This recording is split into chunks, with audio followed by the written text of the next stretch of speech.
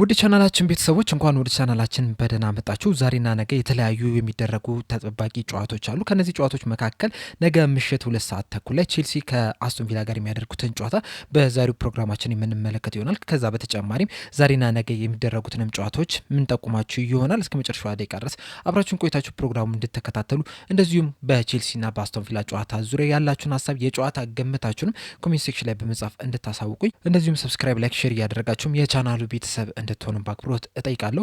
አሁን በቀጥታ ወደ ፕሮግራማችን የምናመራ ይሆናል። በመጀመሪያም በጨዋታ ጥቆማ የምንጀምር ይሆናል። ዛሬና ነገ በፕሪሚየር ሊግ፣ በጣሊያን ሴሪኤ እንደዚሁም ደግሞ በአፍሪካ ዋንጫ የተለያዩ ጨዋታዎች ይደረጋሉ። ከአፍሪካ ዋንጫ ጨዋታ ስንጀምር በግሩፕ ኤ ዛምቢያ ከኮሞሮስ 2 ሰዓት ተኩል ላይ፣ ሞሮኮ ከማሊ ምሽት 5 ሰዓት ላይ፣ ከግሩፕ ቢ አንጎላ ከዚምባብዌ ከቀኑ 9 ሰዓት ተኩል ላይ፣ እንደዚሁም ግብጽ ከደቡብ አፍሪካ አመሻሽ 12 ሰዓት ላይ ሲገናኙ፣ በነገው ዕለት ከግሩፕ ሲ ኡጋንዳ ከታንዛኒያ ምሽት 2 ሰዓት ተኩል ላይ፣ ናይጄሪያ ከቱኒዚያ ምሽት 5 ሰዓት ላይ፣ እንደዚሁም ከግሩፕ ዲ ቤኒን ከቦትስዋና ከቀኑ 9 ሰዓት ተኩል ላይ፣ እንደዚሁም ሴኔጋል ከዲሞክራቲክ ኮንጎ አመሻሽ 12 ሰዓት ላይ የሚገናኙ ይሆናል። በጣሊያን ሴሪኤ በነገው ዕለት 5 ጨዋታዎች የሚደረጉ ሲሆን ፓርማ ከፊዮሬንቲና፣ ሊሴ ከኮሞ፣ ቶሪኖ ከካግላሪ፣ ዩዲኔዜ ከላዚዮ እንደዚሁም ፒዛ ከጁቬንቱስ ጋር የሚገናኙ ይሆናል። በእንግሊዝ ፕሪሚየር ሊግ ዛሬ ምሽት 5 ሰዓት ላይ ማንቸስተር ዩናይትድ ከኒውካስል ጋር የሚያደርጉት ተጠባቂ ጨዋታ አለ። በዚህ ጨዋታ ዙሪያ ማች ፕሪቪው በትናንትናው ዕለት አንድ ፕሮግራም ሰርቼ የላችኋለሁ። ካልተመለከታችሁት ወደ ኋላ መለስ ብላችሁ እንድታዩት በአክብሮት እጋብዛለሁ። በነገው ዕለት 7 ጨዋታዎች ሲደረጉ ከቀኑ 9 ሰዓት ተኩል ላይ ኖቲንግሃም ፎረስት ከማንቸስተር ሲቲ፣ አመሻሽ 12 ሰዓት ላይ አርሰናል ከብራይተን፣ ብሬንትፎርድ ከበርንሞዝ፣ በርንሌ ከኤቨርተን፣ ሊቨርፑል ከወልቭስ እንደዚሁም ዌስትሃም ከፉልሃም ጋር የሚገናኙ ይሆናል። እንደዚሁም ምሽት 2 ሰዓት ተኩል ላይ ቼልሲ ከአስቶን ቪላ ጋር የሚያደርጉት ተጠባቂ ጨዋታ ይኖራል። ከነዚህ ጨዋታዎች መካከል ግን ቼልሲ ከአስቶን ቪላ ጋር የሚገናኙበት ጨዋታ በጣም ተጠባቂ ጨዋታ ነው። ምክንያቱም እነዚህ ሁለቱ ቡድኖች አሁን ያሉበትን የደረጃ ሰንጠረዥ ስንመለከት 3ኛና 4ኛ ደረጃ ላይ ነው የተቀመጡት።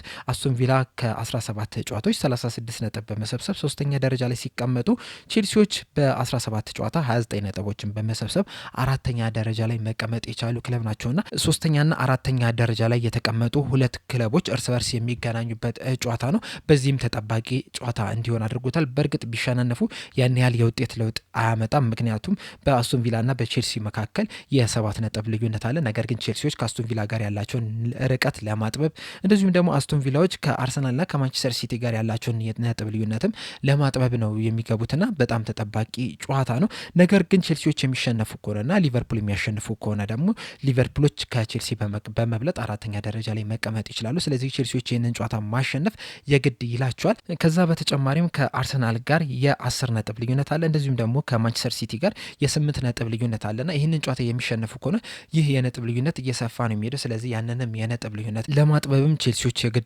ይህንን ጨዋታ ማሸነፍ መቻል አለባቸው። አስቶን ቪሎች በበኩላቸው ከማንቸስተር ሲቲና ከአርሰናል ጋር ለመፎካከር እንደዚሁም ደግሞ ከቼልሲ ጋር ያላቸውን የነጥብ ልዩነት ለማስፋት ይህንን ጨዋታ ማሸነፍ መቻል አለባቸውና ተጠባቂ የሚባል ጨዋታ ነው። በዚህ ተጠባቂ ጨዋታ ላይ ግን ከሁለቱም ቡድኖች በኩል በተለያዩ ምክንያቶች የሚያመልጣቸው ተጫዋቾች አሉ። በቼልሲ በኩል የሚያመልጣቸውን ተጫዋቾች ስንመለከት ሞድሪክ በቅጣት ምክንያት በዚህ ጨዋታ ላይ የማይኖር ይሆናል።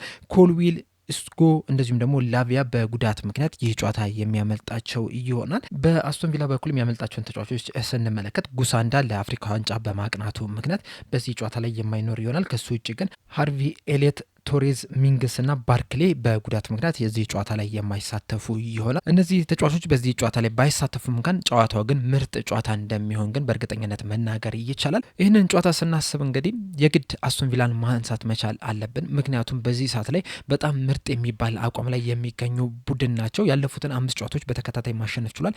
እንደዚሁም ካለፉት 20 በሁሉም ውድድሮች ካደረጓቸው ጨዋታዎች ውስጥ 2 ጊዜ ብቻ ነው መሸነፍ የቻሉት። ሁለቱን ደግሞ አቻ በሆነ ውጤት አጠናቋል። ቀሪውን 16 ጨዋታዎች ግን ሙሉ ለሙሉ ማሸነፍ ይችላል። እንደዚሁም ያለፉትን 10 ተከታታይ በሁሉም ውድድሮች ያደረጓቸውንም ጨዋታዎችን ሙሉ ለሙሉ ማሸነፍም የቻሉ ቡድን ናቸው። ካለፉትም 20 ጨዋታዎች 2 ሽንፈት ብቻ ነው የገጠማቸው። እንደዚሁም ካለፉት 18 ጨዋታዎችም በተመሳሳይ 2 ብቻ ነው ሽንፈት ያጋጠማቸው። አንደኛው በኢሮፓ ሊግ በጎሄድ ኤግልስ በሚባል ቡድን ነው። ሌላኛው ደግሞ በፕሪሚየር ሊግ በሊቨርፑል 2-2 በሆነ ውጤት የተሸነፉበት ጨዋታ ነው። ቀሪዎቹን 16 ጨዋታዎች ግን ሙሉ ለሙሉ ማሸነፍ ይችላል። በእነዚህ ጨዋታዎች ውስጥ ያሸነፏቸውን ቡድኖች ስንመለከት ማንቸስተር ሲቲን 1-0 በርንማውዝን፣ 4-0 ያንግ ቦይስን 2-1፣ ብራይተንን 4-3፣ አርሰናልን 2-1 እንደዚሁም ደግሞ ማንቸስተር ዩናይትድን 2-1 ያሸነፉበት ውጤት ተጠቃሽ የሚባሉ ናቸው። ያለፉትንም 5 ተከታታይ ጨዋታዎችንም ሙሉ ለሙሉ ማሸነፍም የቻሉ ቡድን ናቸው። እንደዚሁም ባለፉት 5 ጨዋታዎችም 13 ግቦችንም ማስቆጠር ችሏል። ከነዚህ 5 ጨዋታዎች መካከል እንግዲህ ቅድም እንደነገርኳችሁ ማንቸስተር ዩናይትድን 2-1፣ ዌስትሃምን 3-2 እንደዚሁም ደግሞ ኤፍሲ ባዝልን 2-1 አርሰናልን 2-1 እንደዚሁም ብራይተንን 4-3 በሆነ ውጤት ማሸነፍ ችሏል በተከታታይ 5 ጨዋታዎች። ቼልሲን ስንመለከት ግን ካለፉት 5 ጨዋታዎች ማሸነፍ የቻለው ሁለቱም ብቻ ነው። በአንዱ ሲሸነፍ በሁለቱ ደግሞ አቻ በሆነ ውጤት ነው ማጠናቀቅ የቻለው። ያሸነፈውም ካርዲፍ ሲቲን በካራባኦ ካፕ እንደዚሁም ደግሞ ኤቨርተንን በፕሪሚየር ሊጉ 2-0 ያሸነፈበት ጨዋታ ነው። ከዛ ውጭ ግን ከኒውካስል ዩናይትድ ጋር 2 አቻ እንደዚሁም ከበርንማውዝ ጋር 0-0 ማጠናቀቅ ሲችሉ በአትላንታ ደግሞ 2-1 በሆነ ውጤት መሸነፍ ችሏል። ከአስቶን ቪላ አንጻር ስንመለከተው ያን ያህል ምርጥ የሚባል ጊዜን እያሳለፉ ነው ለማለት ትንሽ ያስቸግራል። እንደዚሁም ካለፉት 5 ጨዋታዎችም 8 ጎሎችን ብቻ ነው ማስቆጠር የቻሉት። ከአስቶን ቪላ ጋር ስናነጻጽረው የ5 ጎል ልዩነት አለ በመሀላቸው። አስቶን ቪላ ብዙ ጎል ነው እያስቆጠረ የሚገኙት። በእርግጥ በመከላከል ደረጃ ጥሩ የሚባል ሪካርድንም እያስመዘገቡ አይደለም የሚገኙት። ባለፉት 5 ጨዋታዎች ምንም አይነት ክሊንሺት ማስመዝገብ አልቻሉም። ቼልሲዎች በአንጻራቸው ካለፉት 5 ጨዋታዎች ሁለቱን ጨዋታ ምንም ጎል ሳይቆጠረባቸው ነበር መውጣት የቻሉት ከበርንማውዝና ከኤቨርተን ጋር ባደረጓቸው ጨዋታ። ቼልሲዎች እንግዲህ ከጥቂት ሳምንታት በፊት ምናልባትም የዚህ ሲዝን የፕሪሚየር ሊግም አሸናፊ ሊሆኑ ይችላሉ፣ የዋንጫ ተፎካካሪም ናቸው የሚል ነገሮችም ሲነሱ ነበረ። በተለይ ደግሞ ከአርሰናል ጋር አንድ ተጫዋች በቀይ ካርድ ወጥቶባቸው በጣም ምርጥ የሚባል እንቅስቃሴን ካደረጉ በኋላ ምናልባትም አርሰናልን መፎካከር የሚያስችላቸው አቅም አላቸው ሲባል ነበረ። ነገር ግን ከዛ ጨዋታ በኋላ ግን ያስመዘገባቸውን ውጤቶች ስንመለከት ያን ያህል የሚያስደስት አይደለም። በተለይ ደግሞ በሊድስ 3-1 የተሸነፉበት ጨዋታ በጣም እንዲወቀሱ ያደረጋቸው ጨዋታ ነው የነበረውና በዚህ ሰዓትም ከአርሰናል ጋር ያላቸው የነጥብ ልዩነትም ወደ 10 ከፍ ሊልም ችሏል። አስቶን ቪላዎችን ግን ስንመለከት በተለይ የመጀመሪያዎቹን 6 ጨዋታዎች አካባቢ ላይ ምንም አይነት ጨዋታ ማሸነፍ አልቻሉም እና በዛ ሰዓትም እንግዲህ ምናልባትም በዚህ ሲዝን አስቶን ቪላዎች ሊቸገሩ ይችላሉ የሚሉ ነገሮችን ስናነሳ ነበረ። ነገር ግን ከዛ በኋላ አስቶን ቪላዎች እንደ አዲስ ነው ማበብ የቻሉት። እያንዳንዱ ጨዋታ እያሸነፉ እየመጡ ነው የሚገኙት። በተለይ ደግሞ ማንቸስተር ሲቲን ማሸነፍ ችሏል፣ አርሰናልን ማሸነፍ ችሏል። እንደዚሁም ከቼልሲ ጋርም ደግሞ በነገው ዕለት ጨዋታ ይኖራቸዋል። ይህንንም ጨዋታ ያሸንፋሉ ተብሎ ነው የሚጠበቀው። ከማንቸስተር ዩናይትድ ጋር ባለፈው ሳምንት ያደረጉትን ጨዋታ ራሱ ስንመለከት ተቸግረው ነበረ። ማንቸስተር ዩናይትዶች በተለይ የመጀመሪያው አጋማሽ ላይ ምርጥ የሚባል እንቅስቃሴን ማድረግ ችለው ነበረ። ነገር ግን በስተመጨረሻ ሞርጋን ሮጀርስ ባስቆጠራቸው 2 አስደናቂ ግቦች በጨዋታው ላይ አሸናፊ ሆነው ሊወጡ ችሏልና ተቸግረውም ቢሆን እያሸነፉ ያሉ ቡድን ናቸው። እንደዚሁም ደግሞ አንዳንድ ጊዜ ደግሞ በጣም ምርጥ የሚባል እንቅስቃሴ እያደረጉ ጨዋታዎችን ሲያሸንፉ መመልከት ችለናል። በተለያየ የጨዋታ ስታይል ምርጥ የሚሆኑ ደካማ የሚሆኑ ጨዋታዎችን እያሸነፉ ነው የሚገኙትና አንድ ቡድን ደግሞ ሻምፒዮን መሆን የሚፈልግ ከሆነ እንደዚህ አይነት ባህሪ ስነ ልቦና ሊኖራቸው ይገባል። መጥፎም ተጫወቱ ጥሩም ተጫወቱ፣ ዋናው ነገር 3 ነጥብ ይዞ መውጣት ነው። ምክንያቱም ከአመት በኋላ አንድ ቡድን ዋንጫ ካነሳ ባለፈው አመት እኮ እዚህ ጨዋታ ላይ በጣም መጥፎ ነበረ የተጫወተው ብሎ የሚያነሳ የለም። ዋናው ነገር ምንድነው? ዋንጫ ማንሳት ነውና አስቶን ቪላዎችም ያንን ነገር የያዙ ነው የሚመስሉት። በዚህ ሲዝን መጥፎም ተጫውተው ጥሩም ተጫውተው ነጥብ እያመጡ ነው የሚገኙትና ያንን ነገር ማዳበራቸው ምናልባትም ከዚህ በኋላም በከፍተኛ ሁኔታ ይጠቅማቸዋል ተብሎ ይጠበቃል። እንደዚሁም ደግሞ አስቶን ቪላን ሲነሳ አሰልጣኝ ኡና ኤምሪ ራሱ በደንብ መነሳት ያለባቸው ይመስለኛል። ምክንያቱም የእሳቸው ስራ ነው እንደዚህ አስቶን ቪላን ምርጥ እንዲሆን እያደረጋቸው የሚገኙ። የእርሳቸው የአሰልጣኝነት ብቃታቸው ለአስቶን ቪላዎች በጣም በከፍተኛ ሁኔታ እየጠቀማቸው ነው የሚገኘው። ምክንያቱም በክረምቱ የዝውውር መስኮት በአስቶን ቪላ ተፈጥሮ የነበሩ ብዙ ነገሮች አሉ። እነዛን ሁላ አስተካክለው ብዙ ተጫዋች ሳያስፈርሙ እንደዚህ አይነት ምርጥ ቡድን መገንባታቸው በጣም ምርጥና አስደናቂ አሰልጣኝ መሆናቸውን እንድናነሳ የግድ ይለናል። በእርግጥ በአርሰናል ውስጥ እያሉ በጣም ብዙ ተወቅሰዋል። እንደዚሁም ደግሞ በጣም በቶሎ እንዲወጡ ተገፍተው ነበረ ከአርሰናል እንዲወጡ የተደረገው። ነገር ግን ደግሞ በአርሰናል የራሱ እያሉ ያን ያህል ጊዜ አልተሰጣቸውም ነበረ። የሚፈልጉትም ተጫዋች አልመጣላቸውም ነበረ። አሁን አርቴታ እንደሚደገፈው እሳቸው አልተደገፉም ነበረ። እንደዛ ቢሆንም ግን ጥሩ የሚባል ቡድንን መገንባት ችለው ነበረ። እንደዚሁም አሁን ላይ አርሰናል የሚመኩበት ሳካም በሳቸው ነበር የመጀመሪያ እድል የተሰጠው እንደዚህ እንዲያበበ የተደረገውና የራሳቸውን አሻራም ጥለው ነበር ወደ ከአርሰናል መውጣት የቻሉት። ነገር ግን ደግሞ ቅድም እንዳልኳችሁ ድጋፍ አልተሰጣቸውም፣ ጊዜም አልተሰጣቸውም ነበረ። አሁን ላይ እንግዲህ በአስቶን ቪላ ቤት ያንን ጊዜ ካገኙ በኋላ ምን አይነት ቡድን መስራት እንደሚችለው እንግዲህ በደንብ ያስመለከቱን ይመስለኛል። በእርግጥ አንዳንድ ሰዎች የሚያነሱት ነጥብ አለ። እሱም ምንድን ነው?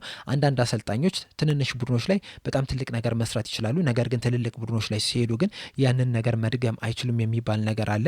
አንደኛው ደግሞ አሰልጣኝ ኡና ኤምሬ ናቸው። በአርሰናል አልተሳካላቸውም፣ በፒኤስጂ አልተሳካላቸውም። ነገር ግን በሲቪያ እና በአስቶን ቪላ ግን ጥሩ የሚባል እንቅስቃሴን እያደረጉ ነው ይባላል። ነገር ግን አርሰናልንም ፒኤስጂንም ብንመለከት በተለያዩ ምክንያቶች ነው ኡናይ ኤምሬ እዛ ቦታ ላይ ያልተሳካላቸው። የፒኤስጂ በጣም ትልልቅ ተጫዋቾች ነበሩና ከኡናይ ኤምሬ በላይም የሆኑ ተጫዋቾች ናቸው የነበሩት። እንደዚህ አይነት ተጫዋቾች ደግሞ ኢጓቸው ከባድ ነው። እንደዚሁም በአርሰናል ደግሞ ትክክለኛው ድጋፍ ተደርጎላቸዋል ብዬ አላስብም። ምናልባትም ኡናይ ኤምሬ በአርሰናል ኖሮ ቢሆንና አሁን አርቴታ እንደሚሰጠው ድጋፍ ቢሰጣቸው ኖሮ ምናልባትም እስካሁን ድረስ ዋንጫ ያነሳሉ ብዬ ነው የማስበው። ዘንድሮም እንግዲህ አስቶን ቪላዎች ዋንጫ ሊያነሱ የሚችሉበት እድል አለ። በተለይ ደግሞ በኢሮፓ ሊግ ምናልባትም ዘንድሮ የአስቶን ቪላ ጊዜ ሊሆን ይችላል ብዬ ነው የምገምተው። ምክንያቱም ኡናይ ኤምሬም በኢሮፓ ሊግ ያላቸውን ሪካርድ ሁላችንም እናውቃለና ዘንድሮ አስቶን ቪላዎች ዋንጫ ሊያነሱ የሚችሉበት እድል አለ። እንደዚሁ በፕሪሚየር ሊጉ ጥሩ ደረጃን ይዘው ሊያጠናቅቁ ይችላሉ። ቼልሲዎችን ስንመለከት ግን የተረጋጋ ነገር የለም በዚህ ሰዓት በቡድናቸው።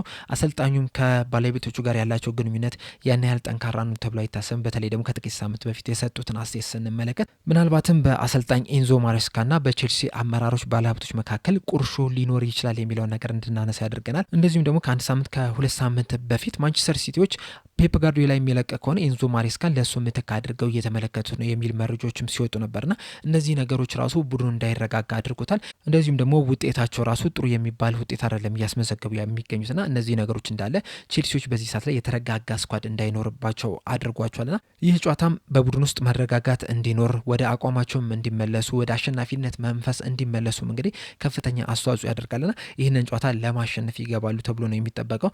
በሁለቱም ቡድን በኩል እንግዲህ በዚህ ጨዋታ ላይ በጣም የሚጠበቁ ተጫዋቾች አሉ። በቼልሲ በኩል ስንመለከት እነ ኔቶ ጄምስ እንደዚሁም ደግሞ ፓልመር በዚህ ጨዋታ ላይ በጣም ተጠባቂ ተጫዋቾች ናቸው። ከነዚህ በተጨማሪም ካይሴዶና ጆ ፔድሮን በዚህ ጨዋታ ላይ ትልቅ አስተዋጽኦ ሊያደርጉ ይችላሉ ለቼልሲ ተብለው ይጠበቃል። በአስቶን ቪላ በኩል ያለውን ስንመለከት በመጀመሪያ ደረጃ በዚህ ጨዋታ ላይ ከፍተኛ ተጽዕኖ ይፈጥራል ተብሎ የሚጠበቀው ሞርጋን ሮጀርስ ነው። ሞርጋን ሮጀርስ በዚህ ሲዝን በአስቶን ቪላ በጣም ምርጥ የሚባል ጊዜን እያሳለፈ ነው የሚገኘው። እስካሁን ድረስ እንግዲህ በ17 የፕሪሚየር ሊግ ጨዋታዎች ላይ መሳተፍ ሲችል 7 ግቦችንና 3 አሲስት ማስመዝገብ ችሏል። በአስቶን ቪላ እንግዲህ ይህ ሶስተኛ ሲዝኑ ነው ከሚድልስቦሮ ከተዘዋወረ በኋላና ያለፉትን ሲዝኖች ስንመለከት በ2023/24 የውድድር ዘመን ላይ 16 ጨዋታዎችን ማድረግ ሲችል 3 ግብና 1 አሲስት ማስመዝገብ የቻለ ተጫዋች ነው። እንደዚሁም በ2024/25 የውድድር ዘመን ላይ 54 ጨዋታዎችን ማድረግ ሲችል 14 ግቦችንና 13 አሲስቶችን ማስመዝገብ ችሏል። በዚህ ሲዝን በሁሉም ውድድሮች 24 ጨዋታዎችን ማድረግ ሲችል 7 ግቦችንና 5 አሲስቶችን ማስመዝገብ ችሏልና ዘንድሮም በጣም ጥሩ የሚባል እንቅስቃሴን እያደረገ ነው የሚገኘው። የአስቶን ቪላ በጣም ወሳኝ ተጫዋች ነው እየሆነ የሚገኘው። እናም በዚህ ጨዋታ ላይም አስቶን ቪላዎች ማሸነፍ የሚፈልጉ ከሆነ የዚህ ተጫዋች ምርጥ ብቃት ላይ መገኘት በጣም ወሳኝ ሚና አለው። ከሱ በተጨማሪም ግን እነ ካማራ በጣም ምርጥ የሚባል ጊዜን እያሳለፉ ነው የሚገኙት። ቴሌማንስም ጥሩ የሚባል ጊዜ ላይ ነው የሚገኘው። በረኛው ማርቲኔዝም ከአንድም 2-3 ጊዜ በተለያዩ ጨዋታዎች ላይ አስቶን ቪላዎችን ሲታደግም ተመልክተናልና በጣም ጥሩ ተጫዋቾች ያሏቸው ሁለት ክለቦች የሚገናኙበት ጨዋታ ነው። በጣም አስደናቂ ጨዋታ ይሆናል ተብሎ ይጠበቃል። ምናልባትም ከዛሬው ምሽት ከሚደረገው የማንቸስተር ዩናይትድና የኒውካስል ጨዋታ ጋር በእኩል አይን የሚታይ በጣም አስደናቂ ጨዋታ ነው። ለማየት የሚያጓጓ ጨዋታ ነው። እናንተስ በዚህ ጨዋታ ላይ ያላችሁ ሀሳብ ምንድን ነው? እንደዚሁም ደግሞ የጨዋታ ግምታችሁንም ኮሜንት ሴክሽን ላይ በመጻፍ አሳውቁኝ። ለአሁን እኔ እዚህ ላይ ያበቃው። በቀጣይ በሌላ እስከምንገናኝ ድረስ ሰብስክራይብ፣ ላይክ፣ ሼር ማድረግ እንዳትረሱ። ቸር ያቆየን።